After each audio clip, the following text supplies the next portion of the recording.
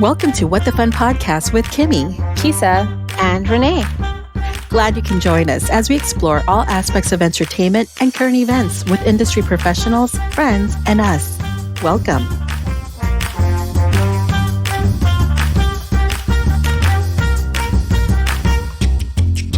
Once again, we are here, episode 8. And, yeah. Okay, guys, we're laughing so hard because we're just so out of it. I don't know. I'm out of it. I won't lie. Today I'm kind of out of it. But Renee, Kisa just brought up how her eyebrows was like totally Renee status. Now, if you aren't familiar with the Renee status eyebrows, Renee has a beautiful set of eyebrows. Actually, one set. Is it one? It's not even a set. It's connected. It could be a uni for sure.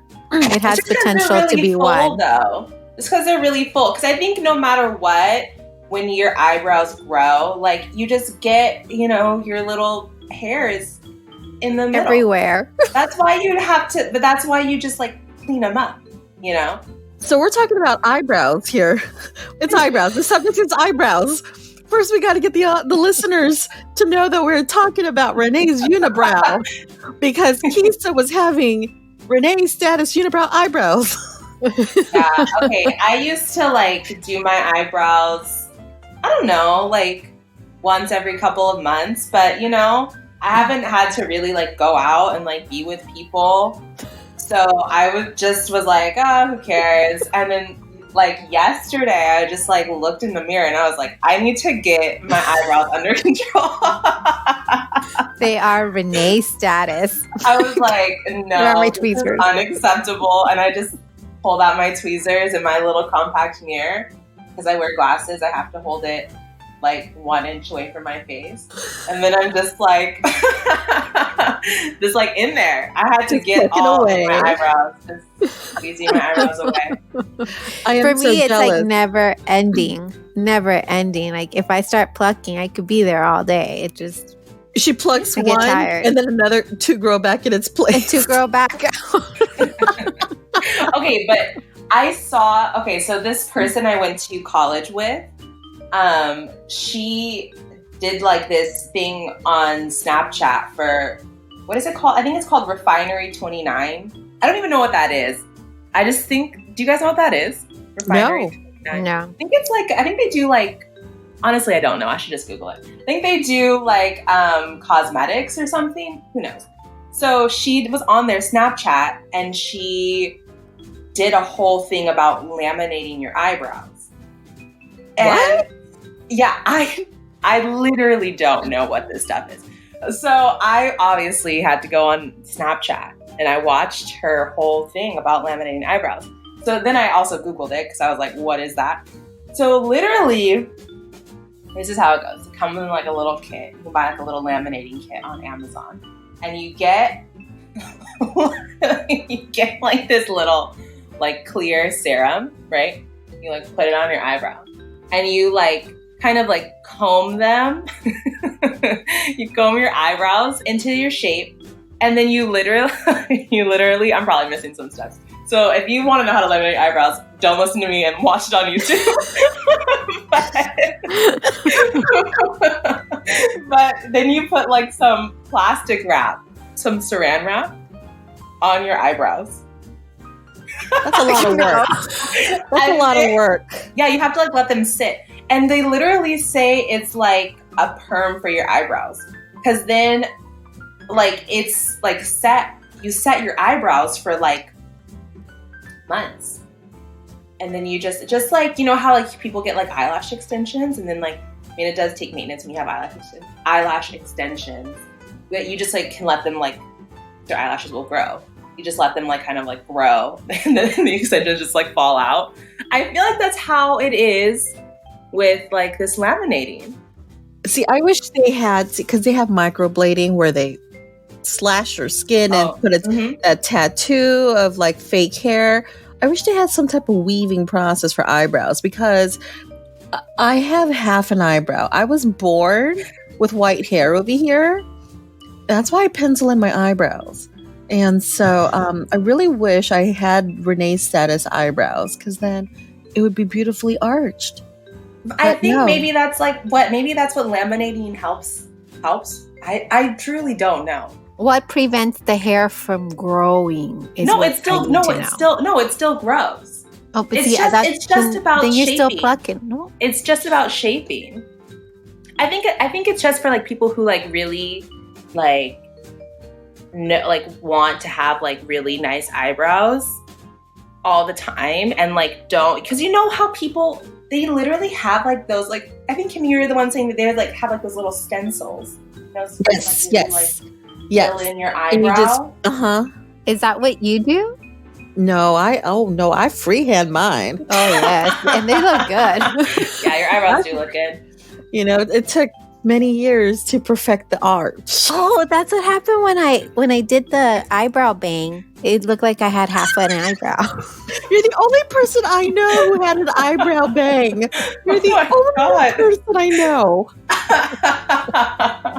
Okay, well, if you know how to laminate your eyebrows or take care of your eyebrows, hit us up. Please let us know because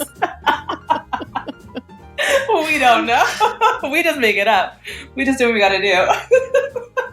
When you see 3 podcasters walking around with messed up eyebrows.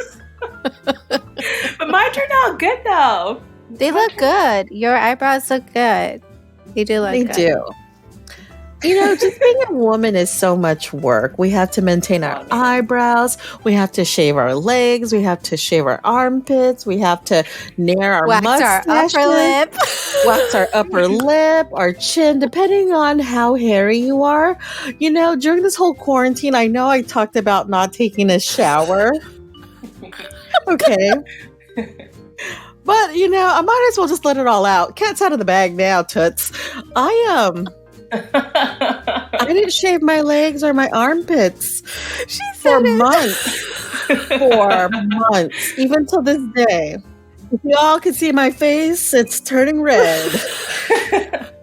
But you just did, though. You just did. So. And now, so let's get to Kumi. Let's get to our guest. Well, I mean, if you really think about it, Kumi's one of those people that you can just hang and talk about anything with. So she would just be joining into this conversation and have a lot to say. Exactly. I'm pretty positive. I love her. She's pretty awesome. We kind of love her. We've all worked with her. We freaking love her. I'm obsessed. I'm obsessed with the Kumsters. Yes. And the two of you were able to work with her directly in one way or the other.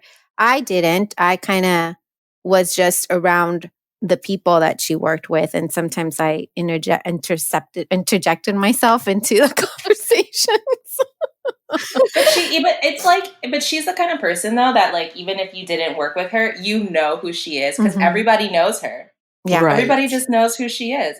Like, she's amazing. I love her. She's a powerhouse. She is a force not to be reckoned with. I mean, she performs on stage. She's done film. So let's get her in here.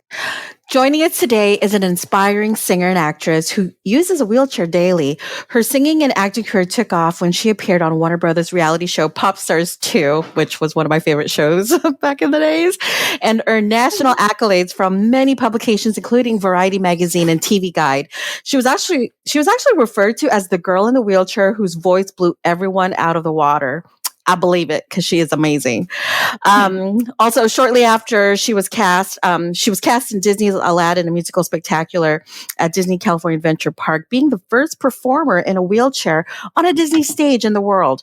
And despite all barriers, this amazing woman and dear friend of ours was also crowned Miss Wheelchair California in 2010 and first runner-up as Miss Wheelchair America in 2011. Oh, girl. She also continued to gain success by landing a major role as Carmen in the Sundance Film Festival hit and Academy Award nominated film, The Sessions, and became the founder and owner of Miss Wheelchair California Foundation. Good Lord, this girl, she is one busy bee. You guys, please welcome to the show our dearest, most amazing, talented friend in the whole wide world, Jennifer Kumiyama. Yay! Yay! Welcome. thank you. Hi. Hi, Hello. Kumi. Thanks for having me. Oh, thank you for being here. We're excited. We're so excited to have you. Yes, I'm so excited. So we just heard all about your extensive career in both the arts and being an advocate for those living with a disability. Let's just start off by you telling us how you started performing. I started singing in kindergarten. My first show was a Christmas pageant, and I was the good Ship Lollipop. And I love it. I know, it's kind of hilarious. Actually, they dressed my chair as a boat, and then they made me this really cute lollipop costume, and my whole head was like a piece of candy, which in hindsight is a dream come true. But that's where I think I got bit by the theater bug. But yeah, I just grew up, in public school music programs. I was a snare drum percussionist in the All City Honor Orchestra, and my grandpa was Baptist. We spent every summer with him going to Baptist church, and them ladies in the choir can wail. So that was a huge part of my growing up as well. And then I started doing community theater and theater in high school. So why did you decide to pursue an acting and singing career? Performing and singing is very much a passion of mine. And when I was younger, it was really hard for me to find myself as a performer because there wasn't anybody that looked like me in the industry or in the media, especially in live theater. So it was kind of hard. Like at one point I wanted to be a scientist, but I'm really bad at math. So I let that go.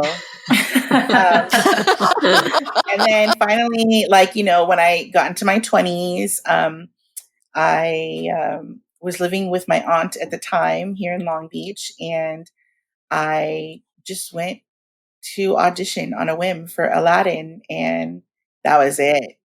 It was the best experience of my life. We did the show for all 13 years. I think the show was supposed to last for 3 years, but it lasted for 13, and that was it. Yes, that's so awesome.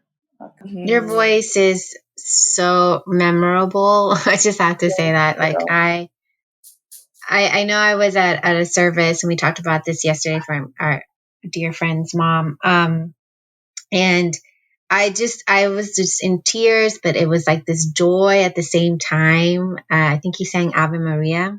It was just beautiful. Thank you. Beautiful. Yeah, I think music is so healing and comforting. And it's an honor to be in an industry where you get to gift people with that. And on many levels, small and super big, it changes people's life and it touches people in a way that, other arts do too, but there's something about music. I mean, it's universal. Music truly feeds the soul. Yes. And this soul is hungry. How has it affected your life? I think it's given me an outlet to truly express who I am and kind of a way for me to deal with emotion, whether they be happy, sad, depressed, celebratory. I've always leaned super heavily on music and the ability to make music. So I think that has a lot to do, especially being a woman of color with the disability, and going through all of that comes with that in life. I found music to be something that I can connect to and something that I can express my true self through. Kumi, can you share with us what it's like living with, okay, forgive me if I butcher the pronunciation of this, but Arthrogryposis? Good job. That's a $20 word right there. Arthrogryposis occurs 1 in 3,000 births, and it was really rare. I was born in 1980. So it was even more rare than it is now. The literal medical translation is curved or hook joints. So I have limited range of motion in all 4 of my limbs. And the funny thing is I've only lived life like this, so I don't know anything else. But to be honest with you, if I did know something else, I don't. I love my life. There's not really anything that I could think of.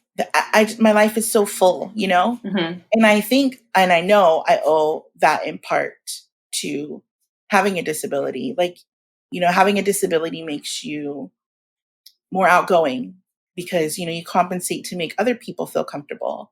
And I feel like because I'm so outgoing and I love people, that I've had the opportunity to meet people from all over the world and make really, really good friends and, you know, have a group that, you know, I'm blessed to call my chosen family, in addition to my regular family. But, you know, I'm the oldest of 6 kids and I'm the only person with a physical disability. So, you know, and my siblings are a blessing. I feel like a lot of people, when they see us interact, they're like, oh my God, they're so rough on you. But I feel like it's out of love, you know, that sibling like rivalry where they just pick on you. They're constantly pick on me, even though I'm like almost 100 years old. And you know, I think it makes me having a disability has made them better people because they're so open to interacting with people with disabilities. I'm very fortunate that this does not apply to me, but a lot of people in the disability community live isolated lives. And, you know, making friends sometimes isn't the easiest for people. So my family has always been super outgoing when it comes to the disability community. And I feel so fortunate to have that and have been brought up with that. I feel like the biggest thing that I remember from meeting you is that you've never let like that just define you. You've always just have found a way to just give back and do amazing work. And it even comes like, I think when I first met you, it was like when you were promoting Miss Wheelchair, and I was like, I don't even know what that is. So I asked you about it. Do you want to tell our listeners what Miss Wheelchair is and your involvement in that community? Absolutely. So Miss Wheelchair California is an advocacy-based pageant for women in wheelchairs 21 and older. It has a national organization. We fall under the umbrella of the Miss Wheelchair America Incorporation. So it's participating states have one title holder per state, and in the middle of everyone's reign, all title holders go on to compete at the national level. When did you first learn about Miss Wheelchair, and what actually drew you to compete in the pageant? I learned about Miss Wheelchair California when I was probably about 14. I met my first title holder at an Abilities Expo in Anaheim, which is right down the street from Disneyland. And I remember her just being super outgoing, so pretty, and just, I don't know, she was just so light. There was like a bright light around her. And I was like, oh my gosh, she's so amazing. And I think my little performer heart, whether I realized it then or not, was just so attracted to her personality and the way that she carried herself. And when I grew up, I'd start looking at it and being like, oh, it's a pageant. I don't know. I'm not very eloquent, which is not a lie. I'm kind of a tomboy and rough around the edges. But, you know, I feel like being the only performer with a physical disability on a stage at Disneyland and being exposed to so many people from around the country, I felt sort of a realization that I wasn't just fulfilling my dreams, I was helping other people realize their own. So that's when I really started to take a deep look into Miss Wheelchair California. And actually the first time I competed in 2009, I got first runner up. So, you know, I'm pretty competitive. So I was like, I'm going back. I'm going to get what's mine. And I did. So, you know, it was awesome. What was the experience actually like, especially once you attained the title? I mean, that must have been really cool to, you know, gain the title of Miss Wheelchair. I went to compete for Miss Wheelchair America in Michigan, and I got first runner-up Miss Wheelchair America in 2011, which was cool. It was hard too. Don't ever underestimate the power of a woman in a wheelchair. Those girls were on their game. I was like, oh my gosh, this is so crazy. But it was awesome. It was a great way to connect with people and find out what disability issues were in their home states, because I feel fortunate to live in California, but other people in different parts of the states aren't taken care of like they are here, and vice versa. There's some things that happen in other parts of our country that benefit people with disabilities that don't happen in California. So that's what really drew me to wanting to be a title holder. It was just another way for me to have a platform to encourage people. My focus was specifically school-age children, and helping them realize their power within to make their own dreams a reality, and not just daydream. I'm a doer, and I hope that even if my story touches one child's life, that's good enough for me. And your go-getter attitude, like that's so inspiring, period. Because you, like you say, you're very competitive, you're a go-getter, you go after what you want, you lead by example, and it's easier to follow that. Because even if you don't have a disability, but you have some insecurities, and that kind of holds you back. But if you see someone who's taking life by the reins and saying, no, I'm going to move forward, I'm going to lead, then that's all that matters. You're just, I think that's what's so great about who you are, and about people that are like you, that are able to see the positive and move forward. Right. Or just like take life and just, hey, I got this thing, but it's okay. I could still keep going. My mom does that too. I think my parents are the driving force. My family is the number one driving force behind me being that way. My parents were super young. I jokingly call myself a prom night baby, but I'm really convinced that I was. So my parents were like super young. My mom was like 18 when I was born, and my dad was 20.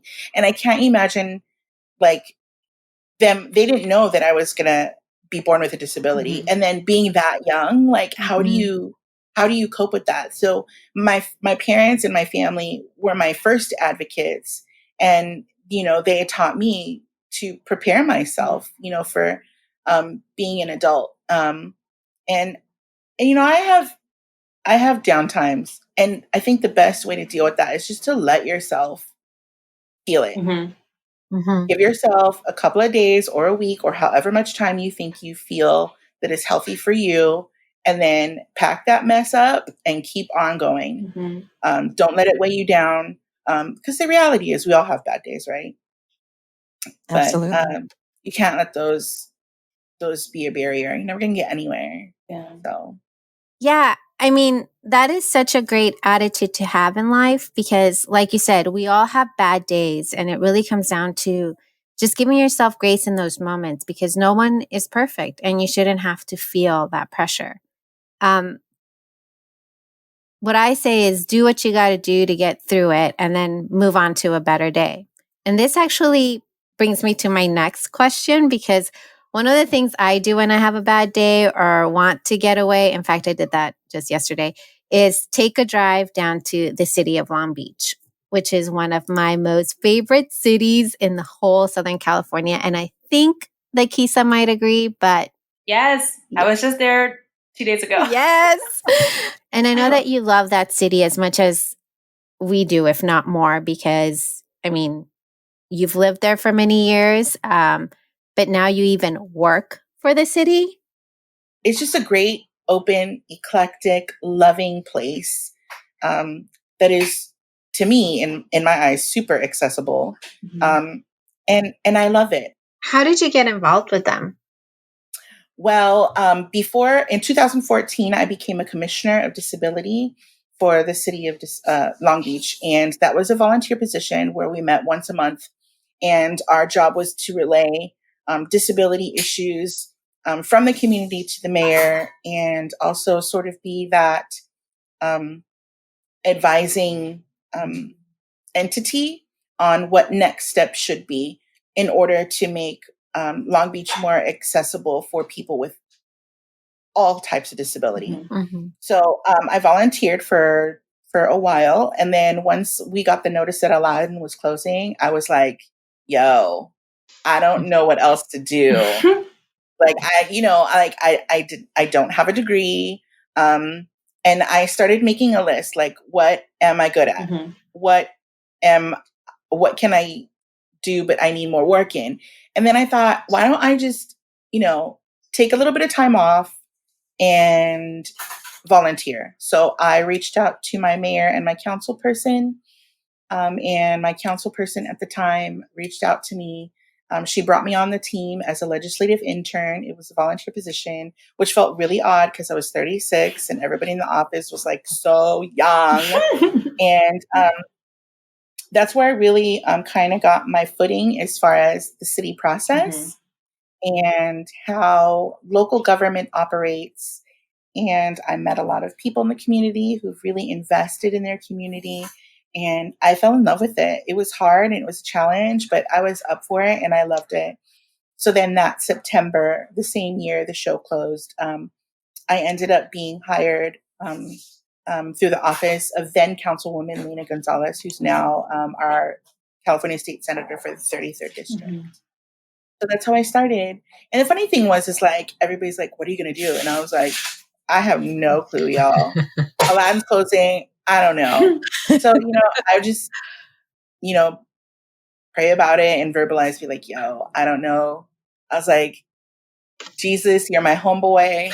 Tell me what to do because I don't know. But then it was like all the clouds moved away and the sun came out and he was like, girl, go serve your people. And I was like, all right. So, and I know that sounds funny, but like that's really how I feel like it happened when I always call everything audition. I don't have job interviews, I have auditions. Yeah. When I quote unquote auditioned for the position in the city council office, I didn't know it was an interview.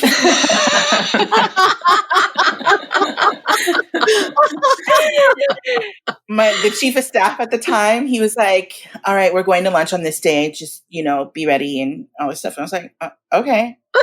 So we went to lunch and he was like, so tell me about yourself. And I was like, well, I'm the oldest of 6 kids and I love going to the movie. Just so like ditzy. And I was like, and then afterwards when he was like, I'm going to bring you on the team. I was like, I have a really dumb question, but was that an interview? And he goes, yes. I was like, can you tell me next time? Because I come from the entertainment world. Like, I don't know. Like, give me an opportunity to Google what is the best interview, like protocols for an interviewee. Like, none.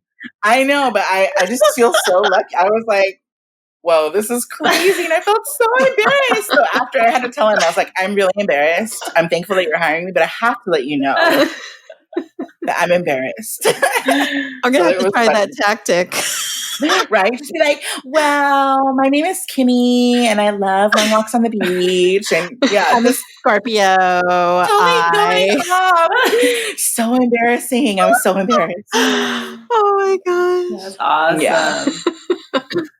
So, okay, Kumi, you had a great, I thought it was great audition advice. So what is your process when you are going to an audition? Because you said you always, have to have something to look forward to after. And I love that. Yes. So I first of all, always make sure you're prepared because you don't want to look like a fool. There's been plenty of times where, especially now where I've kind of like fallen out of practice because I don't sing as much as I used to, where I'm like, yo, I need to practice. But also too, like I make plans for the audition afterwards. Then it's something else to look forward to in the day.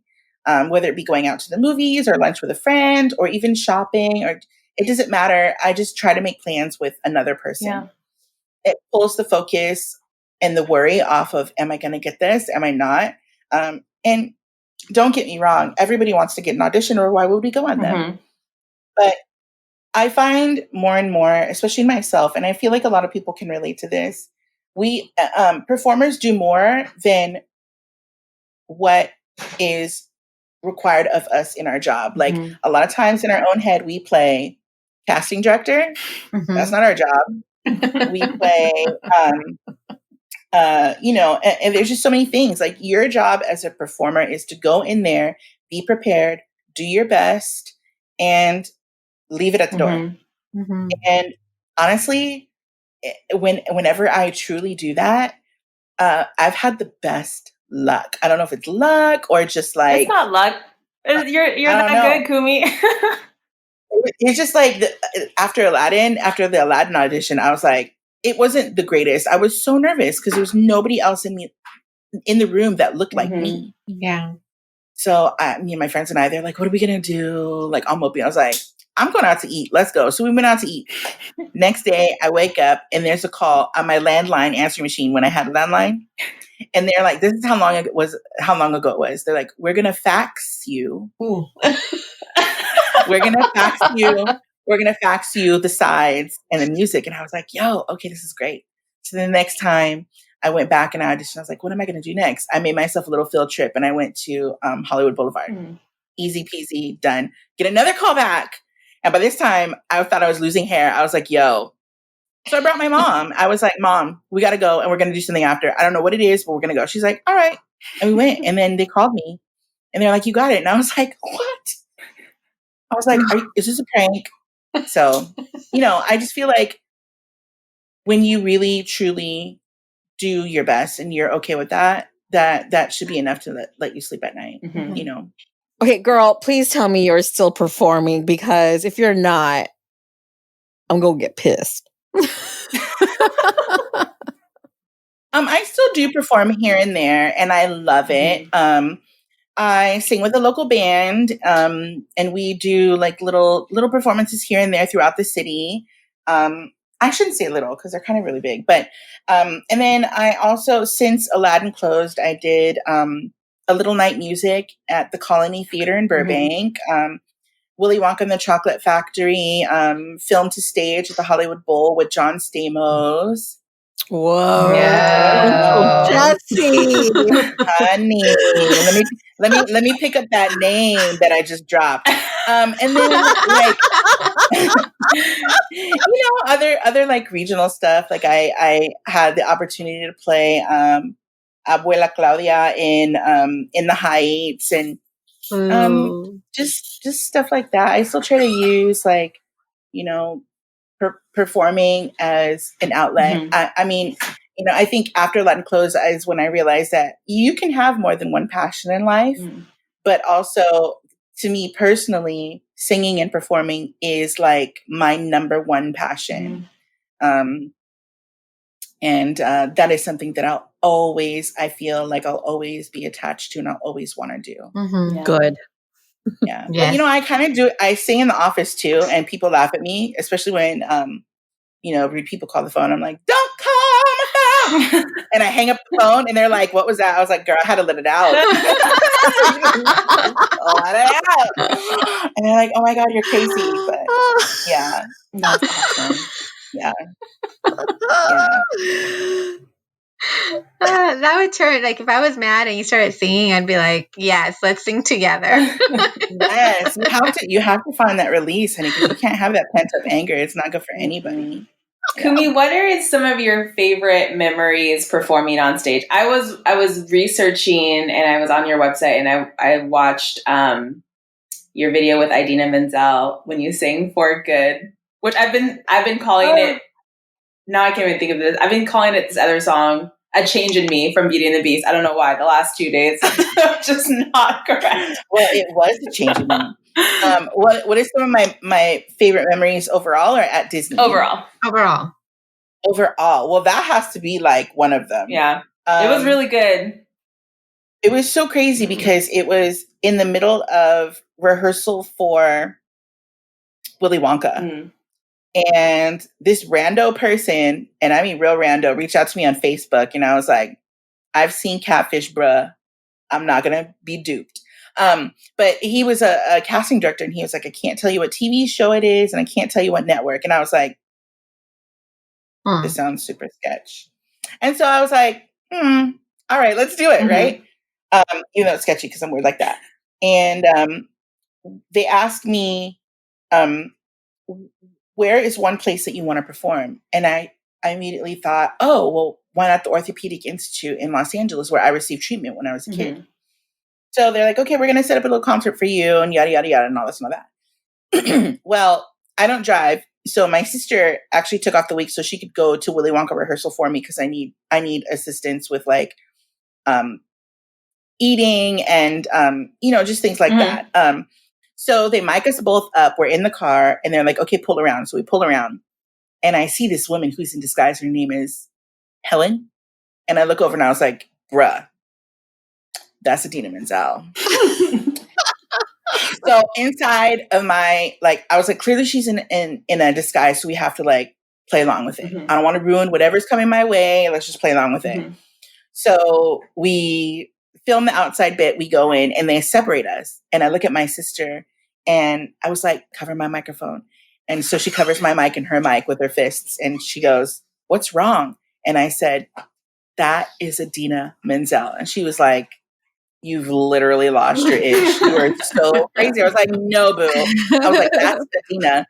And she goes, nah. And I goes, I'm willing to bet you the biggest bet of my life. And she's like, all right. I said, winner gets a chicken dinner from Wingstop, which is my jam. Wingstop is my jam. It gives you some of the most rancid burps, but I love me some Wingstop. So she was like, all right. And I was like, I want 5 dates with 10 wings each. That's 50 wings. That's a lot of money. And she was like, all right. So we continue filming on and they film it and all this stuff. And, there comes a part where we're singing for all of the kids. And it was so many kids. And you could see kids with all kinds of disabilities, kids without disabilities who just got hurt. And just getting hurt for a while is even considered a temporary disability. Like it takes away your ability to, do things that you could normally do. And so I start singing a song and I finish the song. And then my direction was to make her sing a song as well, because she was supposed to be an aspiring singer or whatever. So I was like, all right, I'll go with the flow.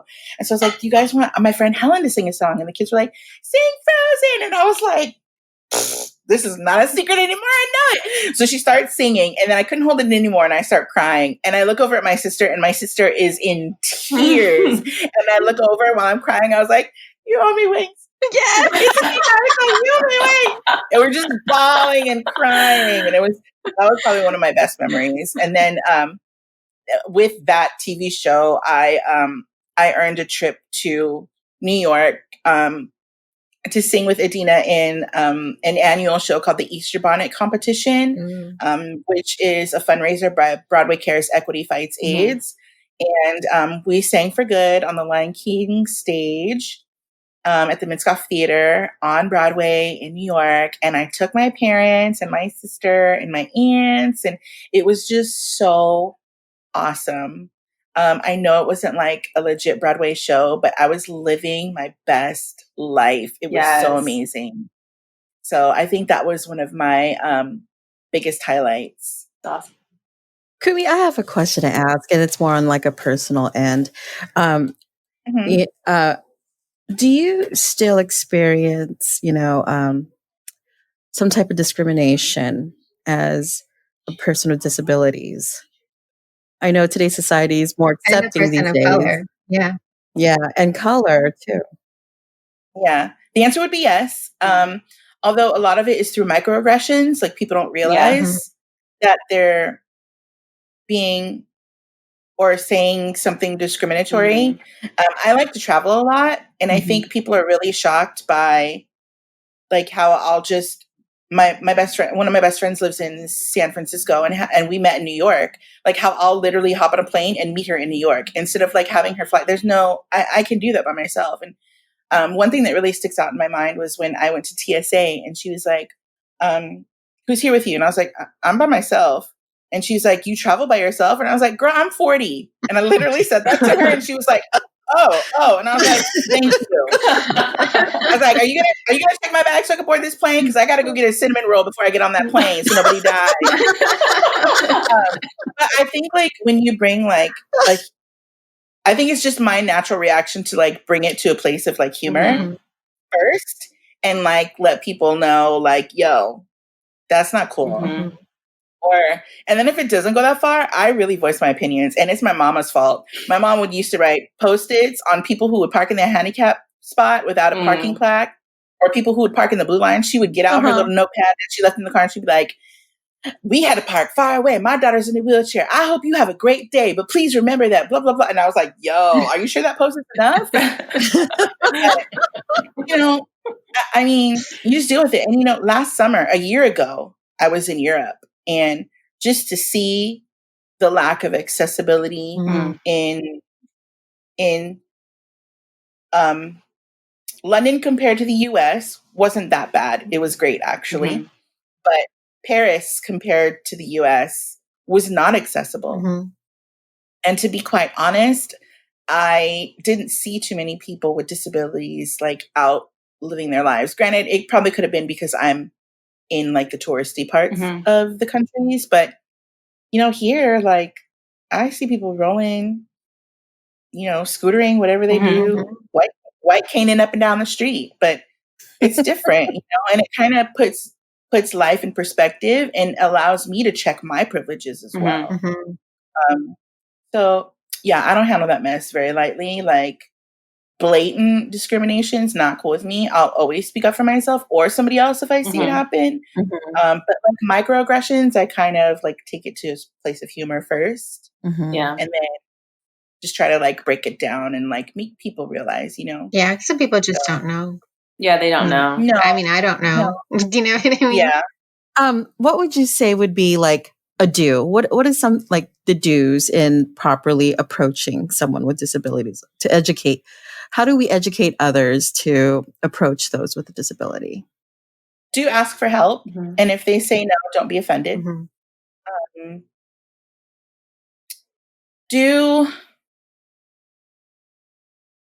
I don't know. I feel like a lot of people who are friends with me, it's their first experience with people with disabilities.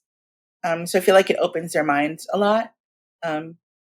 But also, too, I'm very fortunate to have a disability that's visible. So I guess another do would be realize that invisible disabilities are very, very common. I think being empathetic and understanding toward that and always keeping that in the back of your head is a huge do. And do become an advocate. The disability population makes up 20% of our nation.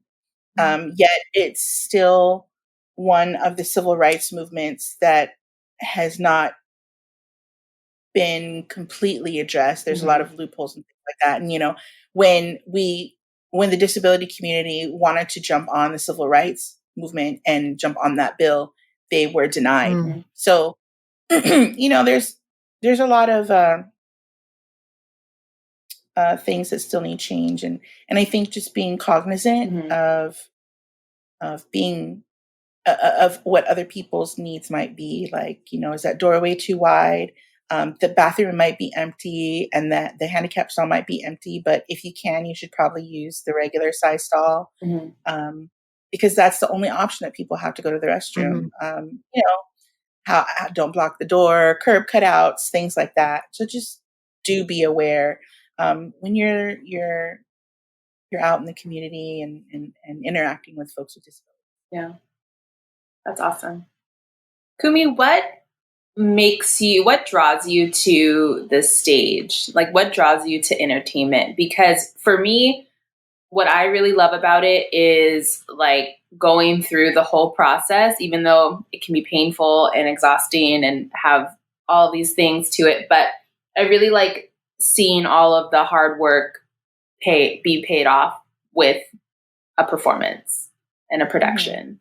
And that's why I do it. So what keeps you going in entertainment? I think what keeps me going is being able to myself escape from my real life and whatever struggles or roadblocks that I'm experiencing. It allows me to become someone else for a little bit. And I feel like that is feeling on both sides, on and off the stage. People are pulled out of reality for a minute when they're watching a show, but I think the performers are pulled out of reality as well. Right. getting to play other people and really dig down deep and feel where other people might be coming from and what their struggles in life would be. I feel like it just opens your mind to be more aware of what it's like to be an immigrant or a grandmother or a pyramid that rose through the dang clouds. Like, I don't know. Like, you know what I mean? Like it's just everything. So I think that's what really draws me to it. Also, too, I don't know. I just love dress up. Yeah. Like, I love dressing up. It's fun. It's fun. And it's funny. You should reprise your role as the good Ship Lollipop. Is that what it was? Or no? Wait. Oh, what? Well, I went the good Ship Lollipop. If I reprise that role, I would request a boat that looks like the Queen Mary. Let's be real. I was like, this is a real ship. All aboard. No, I don't think I could ever go back and do that. Even though I've done some really embarrassing things. The funny story is a funny story. Really quickly is that I didn't realize that when we were doing Willy Wonka that we're gonna have to dress up like Oompa Loompas, and I vowed never to be an Oompa Loompa. And here I was in white overalls. I was like,